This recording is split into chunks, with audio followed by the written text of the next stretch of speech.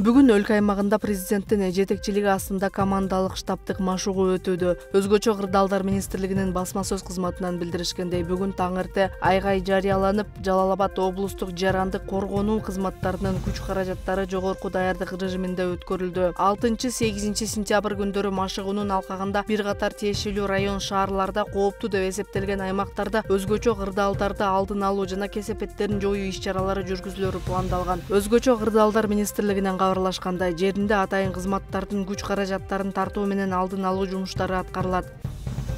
Транспорт жана коммуникациялар министринин орун басары Акуналы Досалиев Түштүк Кореянын улуттук темир жолу ишканасынын эл аралык иштер боюнча башкы менеджери Юн Чин Ман менен жолукту. Ведомстводон билдиришкендей, жолугушууда Кореянын улуттук темир жолунун башкы менеджери Юн Чин Ман баштаган кызматкерлери жана Корея темир жолу ассоциациясынын өкүлдөрү менен министрликтин кызматкерлери катышты. Акуналы Досалиев Корей тарапка Кыргыз темир жолу мамлекеттик ишканасынын кызматкерлерине тренинг өткөргөндүгү жана балыкчы темир жол станциясынын темир жол сигнализация борборлоштуруу жана блокировка системасын модернизациялоо боюнча техникалык экономикалык негиздемесин даярдоого гранттык каражат бөлүп жаткандыгы үчүн ыраазычылык билдирди. Өз кезегинде Ю Чин Ман транспорт жана коммуникациялар министрлигине караштуу Кыргыз темир жолу мамлекеттик ишканасынан 4 кызматкер Кореядан магистр даражасын алып, азыркы тапта 2 кызматкер билим алып жатканын белгиледи. Ошондой эле Корея алдыда Кыргыз тараптын темир жол тармагында эмгектенген кызматкерлерин окутууга даяр экендигин билдирди. Белгилей кетсек, 6-7 сентябрда Кореянын улуттук темир жолу менен Кореянын соода жана инвестицияны илгерилетүү агенттиги биргеликте Кыргыз темир жолу ишканасынын кызматкерлери үчүн Темир жол академиясы Кыргызстанда 2023 аттуу тренингин өткөрмөкчү.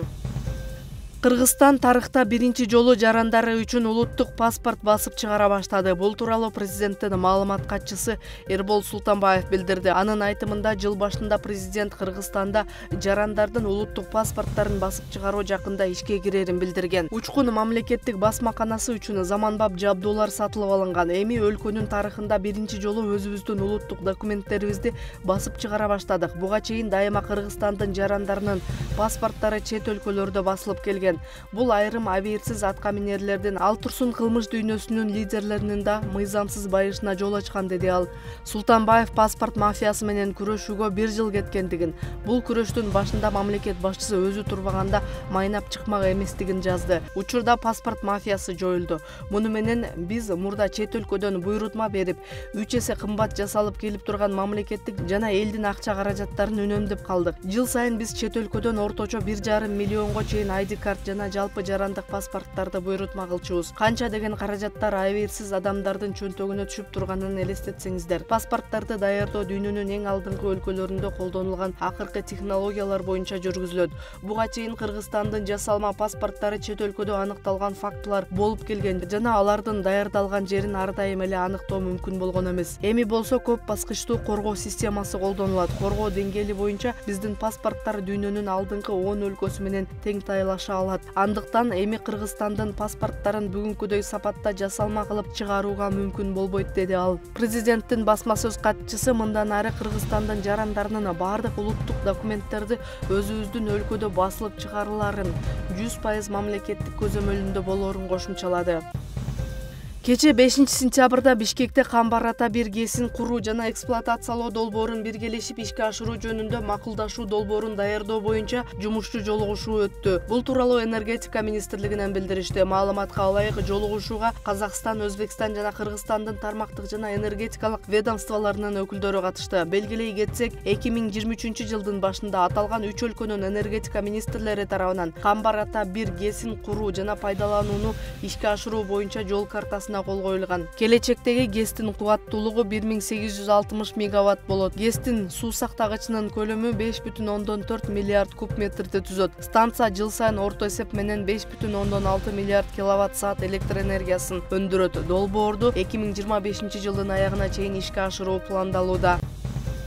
Эртең 7 сентябрда Бишкектин айрым жерлеринде ичүүчү суу токтотулат. Бул тууралуу шаардык мэрия кабарлайт. Маалыматка ылайык, 7 сентябрда саат 10:00дөн 18:00га чейин Көлбаев көчөсүндө, Лермонтов көчөсүнөн тартып Валихан көчөсүнө чейин Аламүдүн бир кичи районунда, Куруучулар шаарчасында суу жок болот. Суу шаардык суу түтүк тармактарындагы оңдоо жана профилактикалык иштерин жүргүзүүгө байланыштуу өчүрүлөт. Бишкек мэриясы жарандардан ыңгайсыздыктар үчүн кечирим сурайт жана уюмдарды ичүүчү сууну эртелеп камдап алуусун суранат.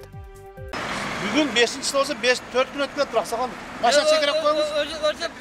Ош шаарында унаа салыгын төлөбөгөн жарандарга рейд жүрүп жатат. Текшерүү жүргүзүүгө салыкчыларга жол кайгул кызматы жардам берүүдө. Токтотулган унаа ээлеринин көпчүлүгү убагында салыкты төлөгөн эмес. Алардын айткан жүйөлөрү да түрдүүчү. Бүгүн төлөйм деп атам, мына өзү бир жума өтүптүр да. Квитанция жок деп атат. Эми квитанция мен түшүп калганда машина каякта түшүп калган эми. Телефонго эскертүү келчү эле го обычно, быйыл келбеди негедир. Эстен чыгып калыптыр, төлөп коебуз, без проблем. Салыктын бул түрүн төлөөгө жыл башынан дээрлик 9 ай убакыт берилген. Тилекке каршы жарандар буга кайдыгер карап, эми 1000 сомдон 5000 сомго чейин айып пулду кошо төлөөгө аргасыз болушат. Акт түзүлгөндөн кийин 15 күн аралыгында төлөнбөсө күндөн күнгө туум көбөйө берет. Бизде жүргөн жанагы 4-7, 5-7 деген көлөмдөгү жана жол тандабас машиналардын биздеги салыктын көлөмү көп болсо $100 жетпеген 7-8 миң сомдун тегерегинде болот. Эми ал максималдуу жанагы жаңы чыккандары. Казакстанда, мына коңшулаш эле Казакстанда ошолор 100 миң сомго чейин барат экен жылына төлөнүүчү салыктын көлөмү. Караңыздарчы, кандай 10дон 1-ин төлөбөй атабыз биз. 10%-не дагы жетпейт биздин салыгыбыз. Ошон үчүн бизде мына Матис, Тико деген аябай көп элдерибиз, карапайым элдерибиз көп колдонгон автоунаа каражаттарына бул 0,8 объем боло турган болсо, ага 0,45 тыйындан эсептелсе 400 сомдун тегерегиндеги акча салык чыгат. Ошон үчүн 400 сомдук салыкты төлөп коюу оңоюраак убагында. Чем жанагы айып пулга жыгылып 1000 сом төлөгөндөн көрө анда 2 машинанын автоунаа транспорт салыгын төлөө туура келип калат. Бирок транспорт ээлеринин арасында өз милдетин жакшы түшүнүп, убагында салыкты төлөгөндөр да бар. Алар өлкөнүн өнүгүшүн каалаган ар бир жаран салыкты убагында төлөөнү үйрөнүшү керек деген пикирде. Айтсак, транспорт салыгынан түшкөн каражат кайра эле жолдорду оңдоого жумшалат. Бир өнүккөн, экономикасы көтөрүлгөн, адамдардын социалдык абалы жакшыра турган коомдо жашагыбыз келе турган болсо, анда налогду биринчи кезекте төлөшүбүз керек. Себеби мамлекеттин бюджети налогтордон жана башка пошлиналардан, ошолордон топтолуп келет. Мен кыргыз элин чакырмакмын, конце концов убакыт келди. Биз деген ушу налог саясатын туура түшүнүп, ушуну колдошубуз керек. Учурда салык төлөөнүн түрлөрү жана шарттары бир топ жеңилдеген. Каалоочулар салык кызматына барып же үйүндө отуруп эле Мегапей, М-банк тиркемелери аркылуу онлайн төлөсө да болот. Быйыл шаардын салык башкармалыгына унаа салыгынан 46 миллион сом топтоо милдети коюлган. Учурда 30 миллион сомдон ашыгы жыйналды. Текшерүү жыл аягына чейин улантылат. Гүлжан Ажиматова, Бектур Калыбек уулу, Ош шаары.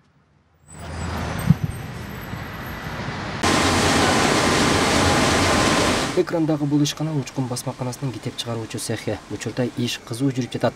Анткени май айында Германиядан алынып келинген жаңы техникалар менен иштөө жумушту бир топ жеңилдеткен. 20 жылдан бери дал ушул жерде иштеген Азиза эже учурда цехтин мастери.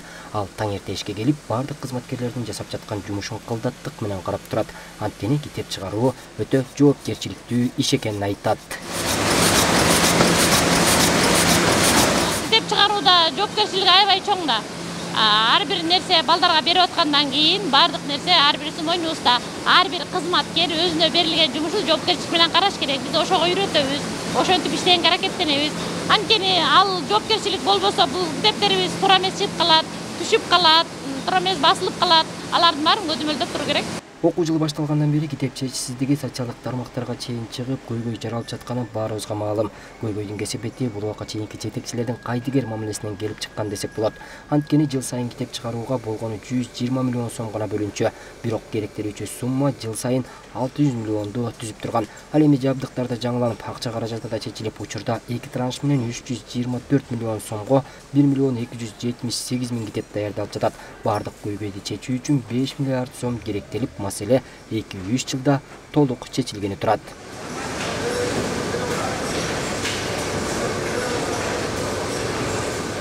Эң биринчи birden bir китептин жетишпегендик жетишпеген себеби ошол жыл сайын 120 миллиондон бөлүп берип коюп эле. Аны дагы Министерство образования освоить этчү эмес. Көп сумма кайра артка кетип калчу да. Ошон үчүн азыр биз мына билим берүү министрлиги менен аябай тыкыз байланышта иштеп атабыз. Кеңешип азыр бул 24-жылдын сентябрына чейин биз 1-ден 4-кө чейин баарын иреттеп алалы деп атабыз. Баарын камсыз кылып. Андан кийинки жылы 5-тен 8-ге чейин, андан кийин 9-дан 11-ге чейин иреттеп алалы деп биз азыр 2-3 жылдын ичинде китеп деген маселенин баарын, кризистин баарын чечебиз. Учурда мектептерде 60-70% китептер жетиштүү. Жаңы стандарт менен басылып чыгып жаткан китептердин алды жакынкы күндөрү республиканын бардык мектептерине таратыла баштайт. Бирок республика боюнча 2 миллиондон ашык китеп жетишсиз экенин айта кетүү керек. Азыр Кыргызстан боюнча бардык жерде эле китептер негизинен жетиштүү эле. Дээрлик 60-70% пайызга жетиштүү китептер. 30-40% жетишсиздиктер бар. Албетте ошонун баарын толуктоп атабыз. Биринчиден, экинчиден биз эми жаңы стандарт, жаңы мыйзам кабыл алынды. Ошонун негизинде жаңы стандартка жараша биз жаңы китептерди кайра басып чыгарып атабыз да. Жаңы жабдуулар орнотулганга чейин бул цехтен күнүнө 1000 китепкана чыгарылып келсе, учурда 10.000 китеп басып чыгарылууда. Мындан тышкары Учкун мамлекеттик басмаканасынан ноябрдан баштап өлкөнүн тарыхында биринчи жолу өзүбүздүн улуттук документтерибизди басып чыгаруу башталат. Буга чейин Кыргызстандын жарандарынын паспорту чет өлкөлөрдө басылып келген. Биздин Кыргызстандын паспорт чыгарган биринчи машинеси азыр запустун убагында турат да. Биз азыр ноябрдын аягына чейин паспорту жетет. Ноябрдан, декабрдан баштап Кыргызстан башка жакка заказ бербей эле өзүнүн паспортун өзү жасайт. Анткени азыркы паспортты чыгарып аткан компания, германский компаниянын Мульбауэр деген паспорту ноябрдын аягына чейин жетет. Андан кийин өзүбүздүн Кудай буйрса паспортубуз чыга баштайт. Кубаттуу болгончо канча бөлүмдө чыгара алат мисалы? Ал линиянын кубаттуулугу 10.000 паспорт bir күндө. Кыргызстандын бүт паспортунун баарын 3 айда жасап коет. Ошон үчүн биз азыр дагы сүйлөшүүлөр жүргүзүп атабыз. Башка жерде өлкөнүн паспортун алып даярдап бергенге сүйлөшүүлөр жүрүп атат. Буйрса ал сүйлөшүүлөр бүткөндөн кийин дагы келечекте көрөсүңөр да. Кошумчаласак, Кыргызстан буга чейин жыл сайын 1,5 миллион сомго чейин ID карт жана жалпы жарандык паспортты буйрутма кылып келген. Бакытбек Болсунов, Бакыт Жапаров, Азия ТВ, Бишкек. Өзбекстан Республикасынын эгемендүүлүк күнү Кыргызстанда чоң салтанат менен белгиленди. Бул майрамга өлкөбүздөгү бардык мамлекеттердин элчилери, өкүлдөрү жана меймандар куттуктоолорун билдиришти. Өзбекстан Республикасы эгемендүүлүктүн 32 жылдыгын белгиледи. Бул тарыхый окуяга байланыштуу кошуна мамлекеттин дипломатиялык өкүлчүлүктөрү ар түрдүү иш-чараларды өткөрдү. Айтсак, Кыргызстандагы Өзбекстан элчилиги эки өлкөнүн карым-катышынын расмий түзүлгөндүгүнүн 30 жылдыгын да белгиледи. Бул өлкөнүн демократиялык жана социалдык багыттуу экономикалык потенциалынын жогорулагандыгын жана эл аралык аренадагы бедели тууралуу кабардар боло алдык. В частности, наш посол в Кыргызстане Хуршид Мирзахидов сообщил, что на современном этапе страна под руководством президента Республики Узбекистан Шавката Мирзиёева уверенно идет по пути масштабных реформ, направленных на дальнейшее развитие страны и повышение благосостояния народа.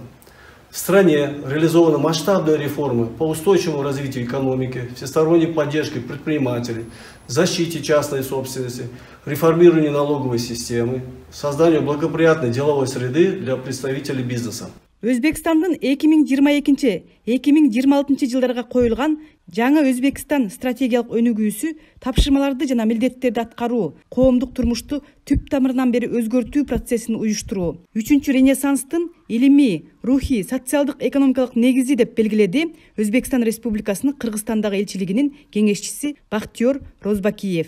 Эки өлкөнүн башчыларынын саясий эрки менен көп жылдардан бери келаткан татаал көйгөйлөр чечилип, эки тараптуу кызматташуунун интенсивдүү шарты түзүлдү дейт ал.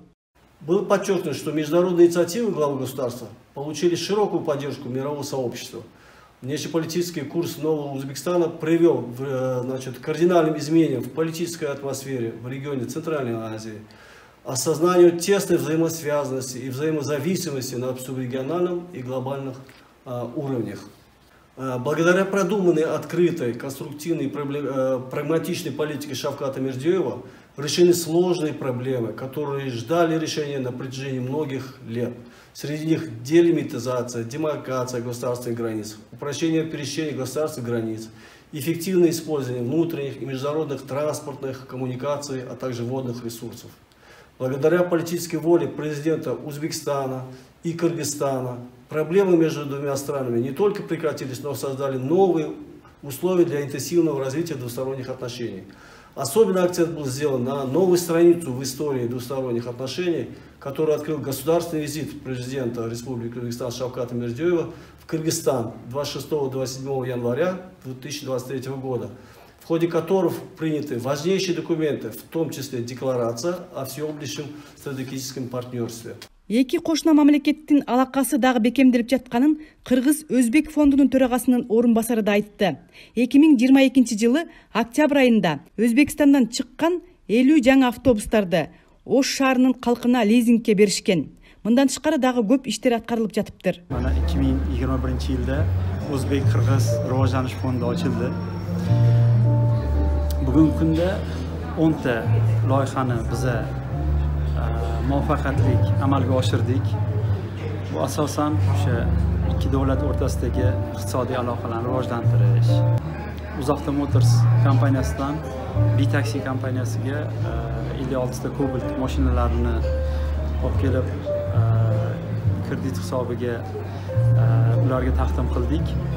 Shuningdek, ayollik mutu, ularda Qirg'izistonda ayollik mutu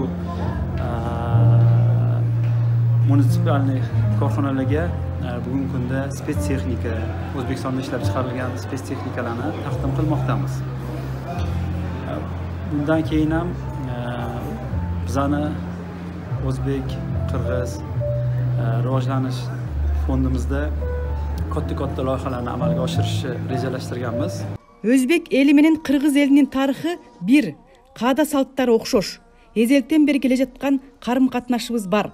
Экономика, маданият, рухий каада салттарды камтыган эгемендүүлүк майрамы тарыхый мааниге ээ. Кыргызстан аялдар конгресси да Өзбекстан аялдар комитети менен тыгыз иштеп, көптөгөн долбоорлор ишке ашырылууда. Азыркы учурда Өзбекстанга ыраазычылыкты билдиргиси келип атат. Жанагы Манас айылы бар эмеспи? Өзбекстанда 45 күндө президент Мирзиёев 45 күндө ошол Манас айылынын эл аралык стандартка ылайык кылып айыл жасаганда, ошол жерден келген биздин Кыргызстан аялдар конгрессинин ардактуу мүчөлөрү ошол жерде жашаган кыргыз айымдар айтып атат: биз президент Мирзиёевге аябай ыраазыбыз депчи. Азыркы учурда биздин элчи Хуршид Мирзахамидович дагы аябай көп иштерди кылып атат. Эки мамлекеттин өз ара соода жүгүртүүсүнүн көлөмү 2022 жылы 1,5 миллиард долларга чейин барган. Жакын аралыкта муну 2 миллиардка чыгаруу мерчемделүүдө. Бул план белгилүү бир даражада Кытай, Кыргызстан, Өзбекстан темир жолунун курулушу ишке ашырылышында толук аткарылат. Мындан сырткары алдыда автомобиль куруу, текстиль, энергетика, электротехника, туризм тармагында өз ара долбоорлорду ишке ашыруу турат.